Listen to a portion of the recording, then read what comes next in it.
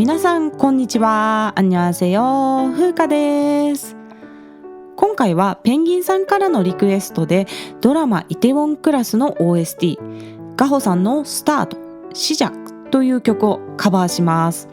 まず最初はね、リスナーさんからのメッセージを紹介します。レモンさんからいただきました。風花さんご無沙汰しております。エピソード9でメッセージを読んでいただいたレモンです。お礼のメッセージを書かなきゃと思いながら気がついたら1年近くが経過しておりました。大変申し訳ありません。全然大丈夫ですよ。でその間に私のリクエスト曲をすべて歌っていただいて感謝感激です。本当にありがとうございますということで、もうこちらこそ本当に喜んでいただけて嬉しいです。そしてその間にソン・シギョンさんご本人からコメントをいただいたとのことで、本当にすごいですね。人生何が起こるか本当に分かりませんね。風花さんのほとばしる情熱が伝わったのだと思いますと本当にとんでもないミラクルでございました。人生何が起こるか分からないとね、本当におっしゃる通りでございます。仕事に歌にポッドキャストに YouTube に韓国語に酒と魚に、本当に体がいくつあっても足りないくらい忙しそうな風花さんなので、くれぐれもお体をお大事に良い年をお迎えください。これからも配信を楽しみにしていますということで、ありがとうございます。ここに酒と魚を入れてくださってるのが最高ですね。非常に理解していただいているという感じがします。忙しくてもね、酒と魚を楽しむ時間を持って生きていきたいですね。実はレモンさんのメッセージを紹介したエピソード9、懐かしの韓国ドラマ OST はですね、最も再生回数の多い人気のエピソード回なんですよ。番組を始めて早い時期にメッセージをいただけて、自分のラジオがリスナーさんに届いていることを実感した出来事でした。本当にね、励みになったメッセージでしたよ。ありがとうございます。そして追伸の部分もあります。ここ最近はドラマ OST をあまり終えていないのですが、ドラマ社内お見合いの OST でメロマンスさんの Love Maybe は気に入ってよく聞いていました。歌われている方のお名前は初めて聞いたのですが、声が伸びやかで柔らかく、聞いていて元気になる曲でした。そして最新のエピソードを聞いてまたトッケビを見たくなってしまいました。コンユさんは私の最推し俳優なのでということで、コンユさん推しなんですね。本当に何度見てもトッケビはいいドラマなんですよね。そしてメロマンスさんいいですよね。で、私も今年とても注目して聞いたアーティストで、声質がねとにかくいいんですよ。爽やかで伸びやかでアップテンポも似合うし、またねこの方々バラードもすごく上手なんですよ。で、実はちょうど来週にメロマンスさんの歌唱動画を紹介しようと思っていたところだったんで、タイムリーな話題をありがとうございます。挙げていただいた Love Maybe というのはね、春を連想する曲で、この曲もちょっと春の曲で紹介しようかなっていう感じで思ってた候補曲だったんですよね。で、キーも高めなので多分女性の声でも綺麗に聞こえる曲だろうと思ってたので、これ3月リクエスト企画っていうことでカバーしてみますね。というわけでレモンさんメッセージありがとうございました。続いてさやさんからもメッセージをいただいておりますので紹介します。ふかさんこんにちは。今年最後にまたまた質問させていただきたくてメッセージしました。以前ユーヒヨル先生について紹介をしていた回があると思いますが、音楽レーベルのアンテナミュージックについていろいろ知りたかったので質問しました。ちなみにこれは私の勝手な妄想なのですが、音楽をやっている身として、もし私が韓国の事務所でどこかに所属できるとしたら絶対アンテナミュージックさんがいいなーなんて考えたりしています。そのくらい憧れです。韓国情報に詳しい風花さんなら、基本的な情報からどんな特徴のあるレーベルかなどいろいろ語っていただけると思ったのでよろしくお願いします。寒くなってきたので暖かく良いお年をお迎えください。감사합니다ということでいただきました。ありがとうございます。これはね分かりますね。自分が所属するならどんな事務所がいいかなってアーティストはね妄想しますよね。私もアンテナミュージックについてはいろいろ調べたことがあるので、こちらは1月の第3週のトーク会でテーマにさせていただきます。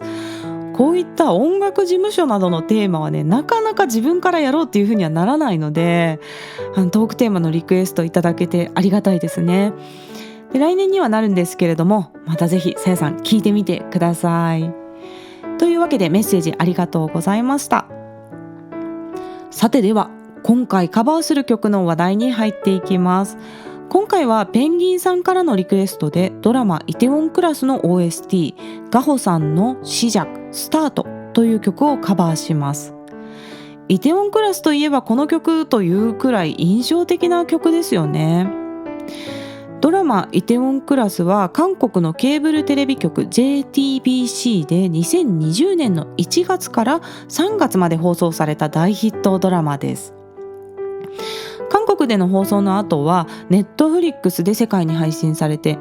イテウォンクラスと愛の不時着の大ヒットが第4次韓流ブームと言われているくらい日本でもヒットしたドラマですよね。今年の夏には日本でも六本木クラスとしてリメイクされましたので、このドラマ、そしてこの曲をご存知の方も多いと思います。簡単にイテウォンクラスのあらすじを紹介しますと、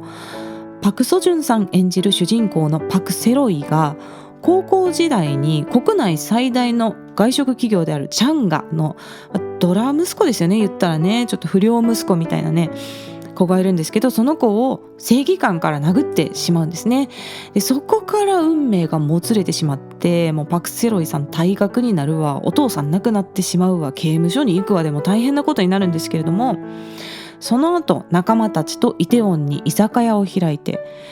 このチャンガへの復讐心とそれから正義感を胸に韓国外食チェーン1位の居酒屋チャンガに挑んでいくという内容です。誰もが無謀だと感じるような挑戦を前にしてもブレないパク・セロイさんの意志の強さが魅力的な作品だと思いますね。また分かりやすい悪者が出てくるっていうかですね、権力を盾に意地汚いことをするような大人が出てくるっていう点もストーリーを盛り上げて痛快に仕上げてくれています。個人的にはチャンガの会長チャンデヒさんを演じたユ・ジェミョンさんはもうとても名演技だったと思いますね。おそらく特殊メイクをされていたと思うんですけれども、ユ・ジェミョンさんはイテウォンクラスの撮影の時多分46か47歳ぐらいだったと思うので、40代で会長のねおじいさんの威圧的なオーラを出せるっていうのが本当にすごい俳優さんだと思います。今回カバーする曲を歌っているアーティストのガホさんについて調べてみたんですが、まだねそんなに情報が多くないんですね。で基本的な情報でいくと1997年生まれの25歳でいらっしゃって、デビューは2018年だそうです。でデビューした後ドラマの OST を担当されたり、ミュージシャンとのコラボ曲を発表されていたようですね。そしてこのイテウォンクラスの OST が最大のヒット曲で、このシジャクスタートという曲でガホさんが韓国でも広く知られるようになったきっかけだったそうです。私はイテウォンクラスを見ているので本当にこの曲何度も聴いてるんですが、バラード曲じゃないのでなんか自分がカバーするって思ってなかったんですよね。でそこまでちゃんと歌詞を聴いていなかったんですよ。でも今回リクエストをいただけて歌詞の内容を読んでみたら、これが完全にパクセロイというかですね、ドラマの内容にぴったりですごくいい歌詞でした。でガホさんは涼しげに優しい歌声で歌っていらっしゃるんですが、歌詞の内容はね結構熱い内容になっております。では歌詞紹介に入っていきますね。まず出だしの部分、새로운시작은 늘 설레게 하지、新しい始まりはいつもときめかせる、모든 걸 이겨낼 것처럼、すべてを勝ち抜くようにという始まりなんですね。まさに仲間たちと居酒屋を始めるパクセロイのねこのワクワクした感じが浮かぶような出だしです。そして B メロの歌詞に行きます。그어놓은선을넘어、引いておいた線を越して저마다삶을향해、それぞれの人生に向かう。때론 원망도 하겠지、時には恨みもするんだろう。그 선을 먼저 넘지 말라고、その線を先に越えるなとというね B メロなんですけど、ここの歌詞も好きですね。セロイの仲間たちがそれぞれの人生の課題と向き合うような描写がたくさん出てくるんですけれども、なんかそのストーリーとも重なるような表現ですね。そしてサビの部分の歌詞です。 I can fly the sky never gonna stay 空も飛べる絶対に止まらないという意味の英語です。내가 지쳐 쓰러질 때까진僕が疲れて倒れるまでは어떤 이유도どんな理由も어떤 변명도どんな言い訳も지금 내겐 용기가 필요해今の僕には勇気が必要なんだという歌詞です。どんな困難にも粘り強く立ち向かって着実に結果を出していく、まさにパクセロイという感じの歌詞ですよね。2番のサビにも변한 건 없어変わることはない버티고 버텨耐えに耐えてっていうフレーズが出てくるんですけれども、どんな逆境においても自分の信念を貫く強さが歌われていて、非常に元気が出る一曲でございます。では曲を聴いてみてください。ガホさんのスタートをカバーしました。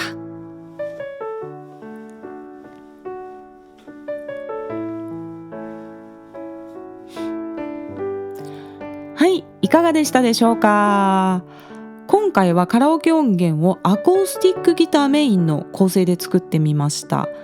でギターは私が演奏しているわけではなくて、これ打ち込みなんですね。リズムパターンとコードを指定するとパソコンがその通りに演奏してくれるっていうシステムがあるんですよ。でこのソフトは去年のブラックフライデーセールで買ったんですけれども、高級なギターの音を再現してくれるソフトなんですね。でこれ実際にギターを買って録音したら数十万円とかかかるんですけど、打ち込みだと2万円ほど課金すればできるので、個人的にはねお得だと思っております。今回コーラスは2本撮ったんですけれども、2本ともセルフコーラスですね。低い方も私が歌っております。でこれ原曲はあーの音のコーラスだったんですよ。で歌詞カードにもあーって書いてたんですけど、私の中でいつの間にかウォーウォーになっちゃって、でミキシングで聞きながらウォーウォーになってると母音間違えたなと思ったんですけど、そのままでもいいかなと思って、もうそのままにしちゃいました。この曲の最後の歌詞が다시 시작해また始めようという言葉で終わるんですけれども、ちょうど番組1年目の終わりにまたここから始めていこうという意味も込めてですね、今年最後のカバー曲に持ってくることにしました。ペンギンさんリクエストをありがとうございました。今週はトーク会をやったので、本来はね来週お休みの予定だったんですけれども、1月から歌のテーマも変わりますので、来週もトーク会をやります。実は3年ぶりにソウルに行ってまいりまして、無事帰ってきて今収録をしております。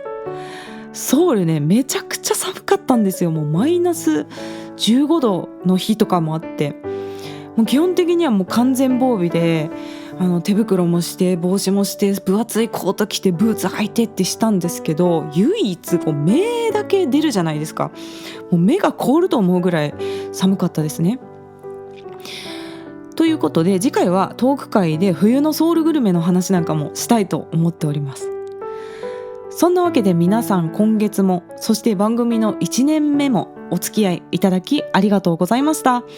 来年もいい歌、そしていいトークをお届けできるよう頑張ってまいりますので、今後もよろしくお願いいたします。今日 YouTube に歌ってみた動画が上がります。 YouTube の方は韓国語歌詞を動画内に表示しています。その他の韓国語字幕は YouTube 字幕でお楽しみください。概要欄の質問箱からメッセージや質問、リクエストなどぜひまた気軽に送ってください。日本語でも韓国語でも大丈夫です。ではまた次の放送でお会いしましょう。良いお年を。